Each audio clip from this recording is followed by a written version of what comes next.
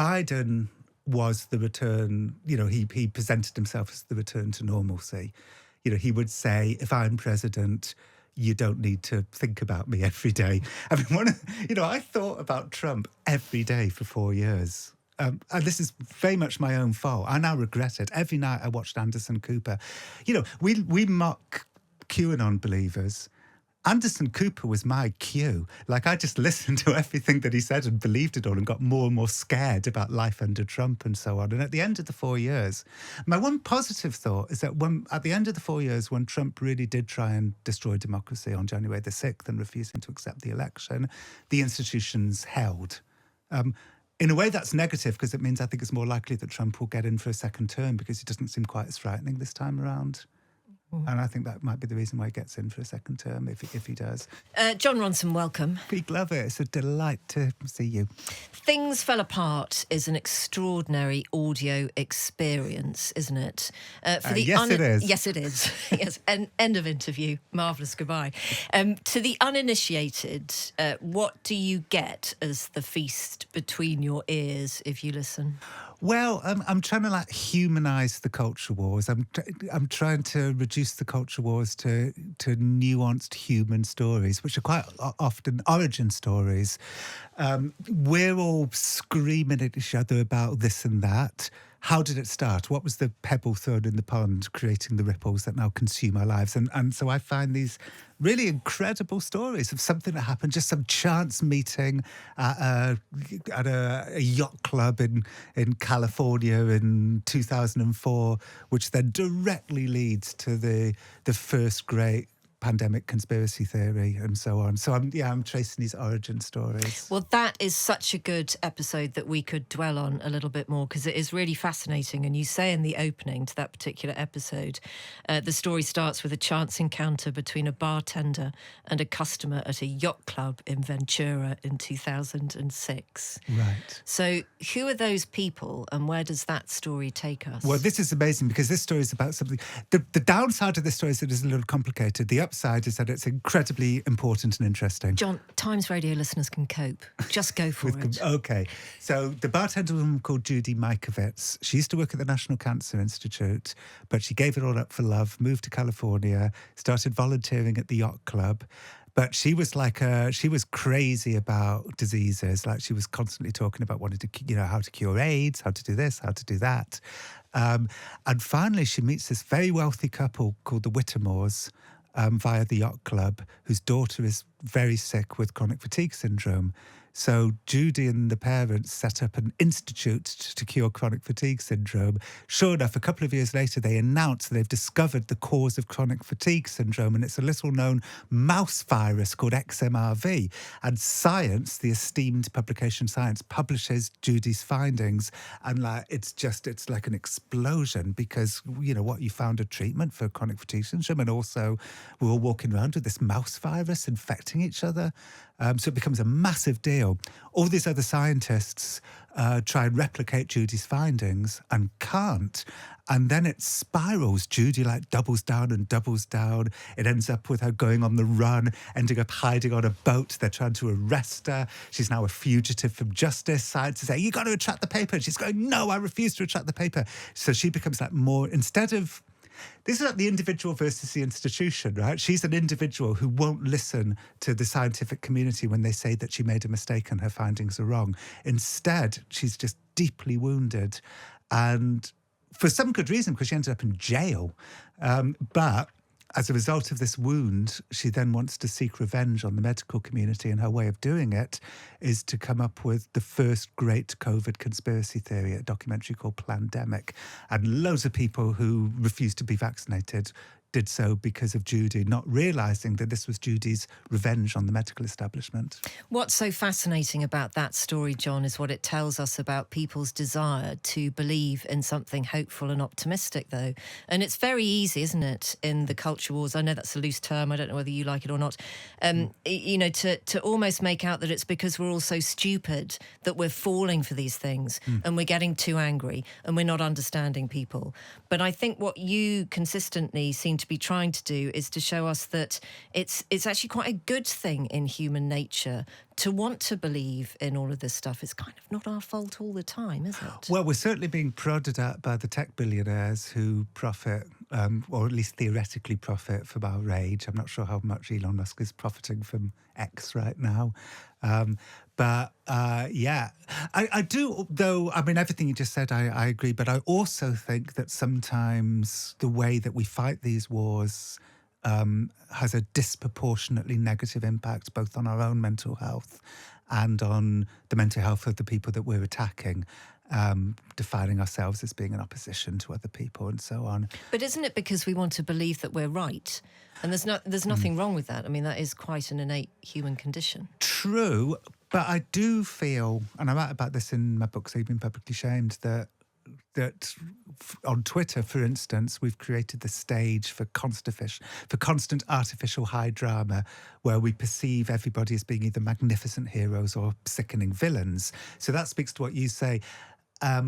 But I think the truth, and what we all really know is the truth about our fellow humans, is that we're a mess. People are a mess. We're good and we're bad, clever people. So I think there's something quite damaging to, the way we interact with other people when we see people as being, either incredible or terrible. A more healthy way to perceive our fellow humans is that we're just all an absurd mess. We do good things, we do bad things.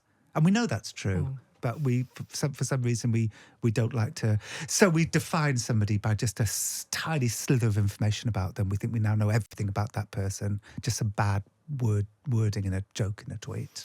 Do you think that we're at the absolute nadir of public shaming and bad social media and horrible, nasty human rage? Are we going to dip at the bottom and come back up? I think we are coming back up. I think we've already dipped and we're on the up.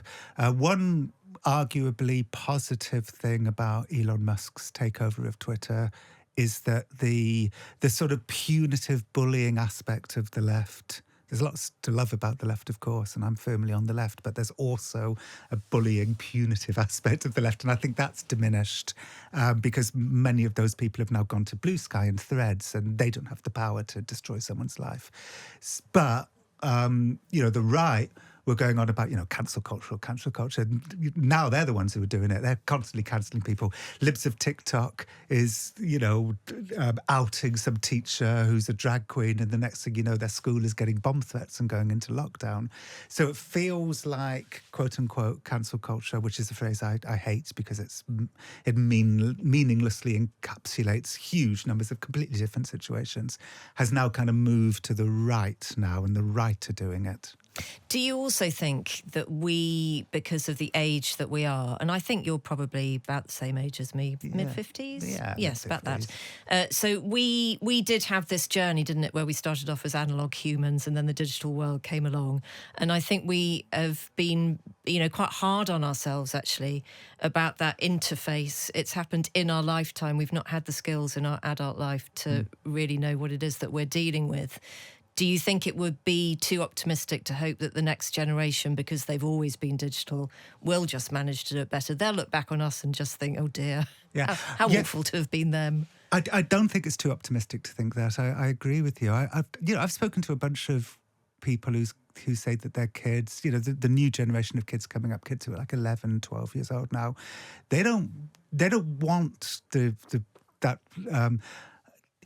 When I was writing So You've Been Publicly Shamed, I thought, this generation's coming along who are creating a set of rules that are so draconian, it's going to be impossible for them to live up to it.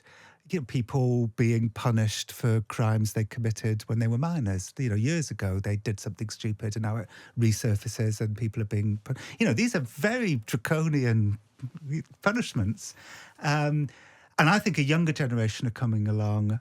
Here's my optimism, is that they've learned from all the positive things that have come from all of this, Black Lives Matter and Me Too, and the upsides of those things, and how we now have a greater understanding of how the systems work, but they're not interested in the more like, let's destroy somebody for a badly worded tweet. So my hopeful thought is that this younger generation are going to be much more much smarter about this. So in a sense, we've had one foot on the boat and one foot on the dock of the bay, haven't we? And we've gone splash in the middle. You've mentioned your fantastic book about public shaming a couple of times, and well done you. You're a talented interviewee professional. Yeah, in fact, that's very much what I was thinking when I decided to do Psychopath Night, my tour in the autumn. Brilliant. We'll come on to that. The publicly shamed book, though, it was so prescient, wasn't it? When you wrote it, I don't think many of us really understood quite how prolific this public shaming was going to be. Did you?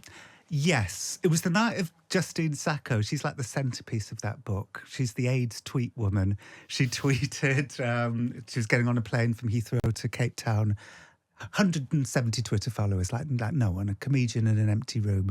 She tweeted, going to Africa, hope I don't get AIDS. Just kidding, I'm white. What she was trying to do was do a kind of South Parky mocking of her own privilege. But while she was asleep on the plane and oblivious, Twitter took control of her life and completely dismantled it. And the fact that she was oblivious to the fact that she was now on trial and found guilty and punished, fired and so on, was hilarious to people. And very few of us that night thought, well, I mean, I thought something has shifted in society. For me, the two times when I really felt something has shifted now was that night, the night of Justine Sacco, the fact that everybody just loved it. This was a bullying that everybody could get behind. And then the day that Donald Trump came down the escalator and called Mexicans rapists. On both of those occasions, I thought something shifted and it's going to be really hard to go back again.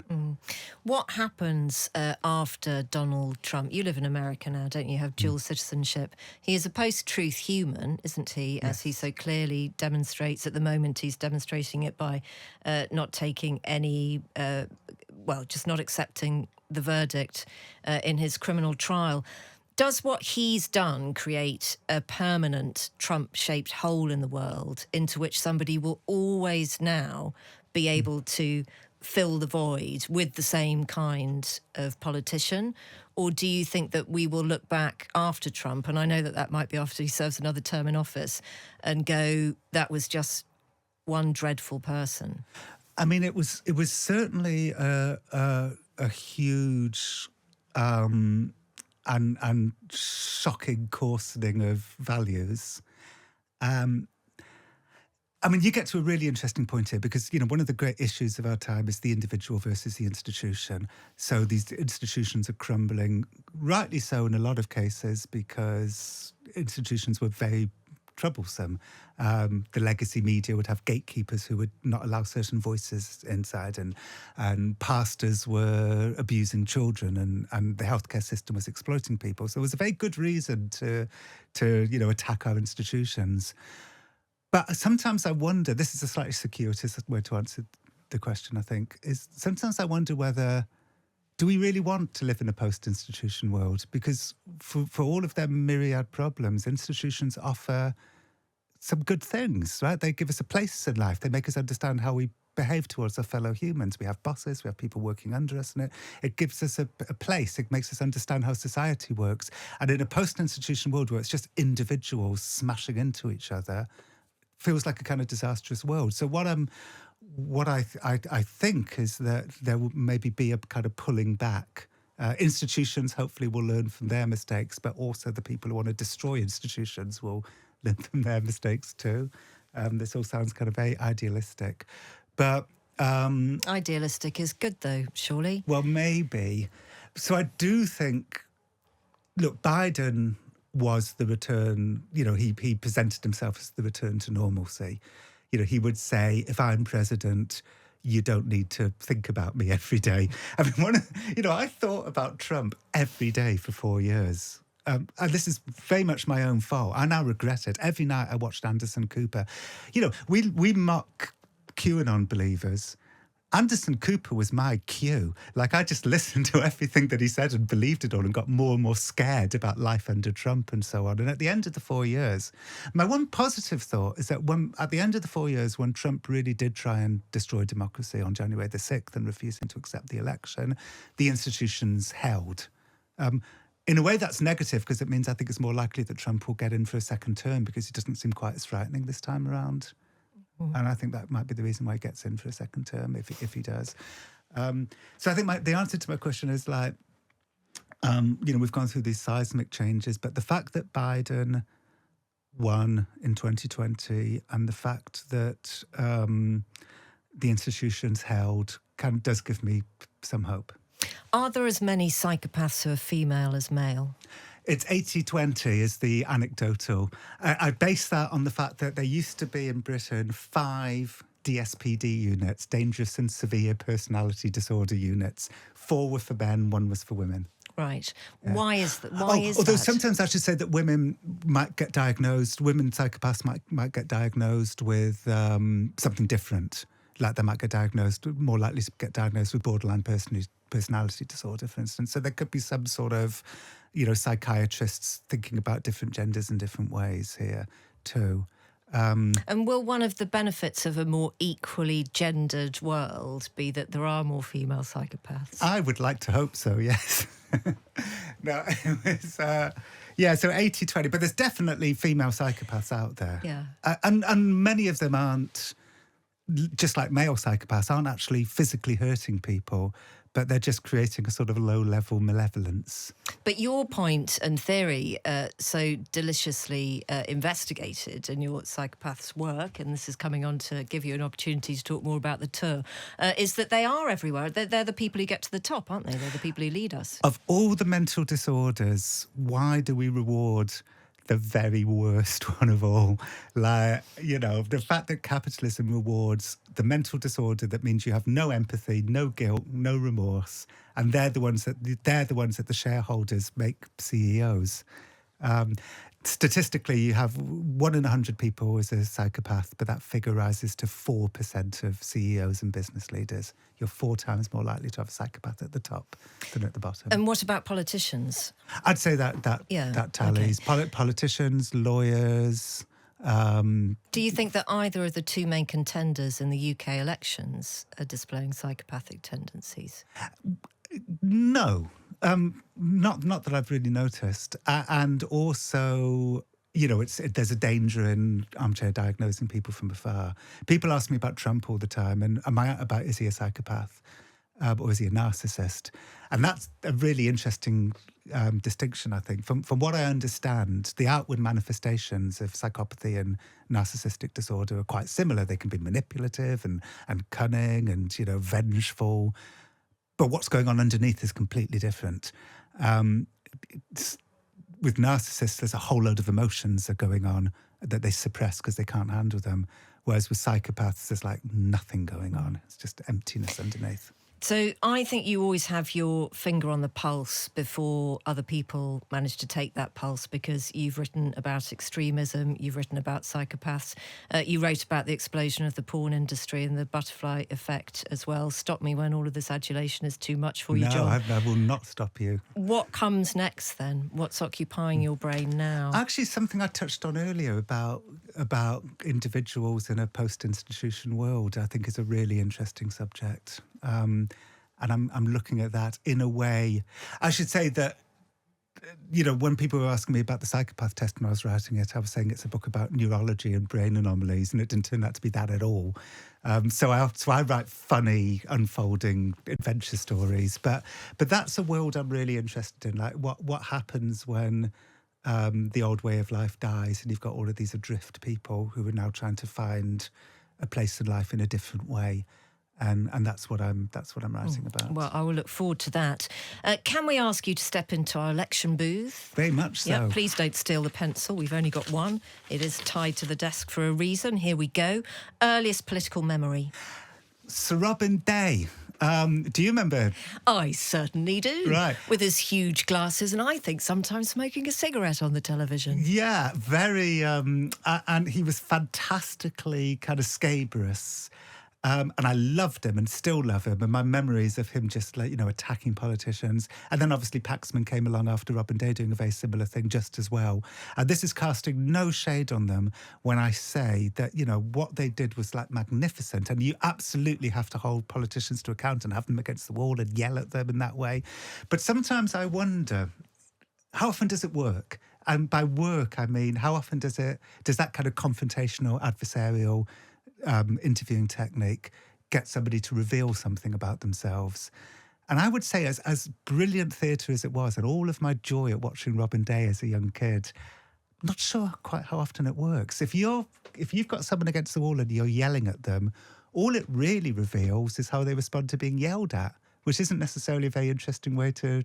Yeah, it's definitely, you're absolutely right. It's not, it's not really tickling them on the tummy, is it? Yeah. Now, like, obviously I remember saying something similar to this to Krishnan Guru-Murthy one time, and he was like saying, but you've got to, are you telling me that we can't, ask difficult questions to politicians? And of course, I'm not saying that. But I'm just saying that sort of slightly hierarchical public school thing that we do, where everything's adversarial, everything's oppositional, I'm not sure that it's the best way of doing things. I think what's better is I think, curiosity is better than judgment. Brilliant. First election you could vote in? God. Well, I wouldn't have voted in it. I don't think I voted till 1997. Right. And I haven't voted, my mother stood, I think I was just too young. My mother stood as a Liberal candidate in Cardiff one time and lost. Right. But yeah, so I don't. So okay, so I was born in 1967, so 77, 87, 85. So what was going on there? Well, I mean, you would have had the opportunity to vote, either to Thatcher or get Kinnock, Thatcher right? in or get Thatcher out. But 97 obviously was the arrival of Tony Blair. Yeah. So that was your first vote. Yeah, the first time I remember voting was 97. Biggest issue for you when you do vote? Moral character. I got very, I hated Trump. Like, I absolutely hated him. I had Trump derangement syndrome, no question. And it was because of his moral character. I just couldn't believe that somebody so immoral, somebody who lies, somebody who considers himself more important than democracy and the institutions. I couldn't believe that we were rewarding those things. Now, there'll be some people listening to this and think that's kind of naive. Like, some people have very bad moral character, but just are better at hiding it than Trump. And I'm sure that's true. Yeah. So I think we probably know the answer to the question in America who you would vote for in the next election. But if you've got dual citizenship, you can vote here as well. Vote places. Yep. Well, I'm gonna do the obvious thing. I'm gonna vote for Biden, and I'm gonna vote Labour. Thank you very much. It feels Partygate felt like a crumbling empire, right? Like the last days of Pompeii. This bloated, So I think for me, obviously the election was set during Partygate. That was so. Americans don't understand why Brits were so upset about Partygate. They didn't get it, and I've had to explain it to a few Americans. Like, we care a lot about rules. We line up, we queue up. We were, so proud to sacrifice, to not go and see our dying grandmother. It was awful, but we stuck by the rules. And then to find out that the person putting these rules onto us was flouting them was just horrendous. Well, it goes back to your fascination about the relationship between the individual and institutions, doesn't it? Yes. Because the institution only works because of all of the individuals, in it or benefiting from it. So when that goes wrong and toxic, it hurts, doesn't it? Yeah, as a person. It really hurt. I think in America, they sort of saw Boris having, doing Partygate as like, they're a bit more individualistic in America sometimes, and they think that people can get away with things a bit more. So they didn't quite understand why it was so hurtful to Brits. John, it's really lovely to see you here. Thank you very much indeed for talking to us. So your show then is on at the moment. I'm doing a tour called Psychopath Night, where I'm going to be talking about all of this stuff, starting mid-October, ending end of November. Places all over Britain, including places I've never spoken to in before, like Ipswich and Southend. Oh, gosh. Well. I mentioned those two in particular because those are the two where tickets are lagging. Right. Okay. Get your tickets now. And Things Fell Apart is available on BBC Sounds. Yes, Radio 4, BBC Sounds. Lovely stuff.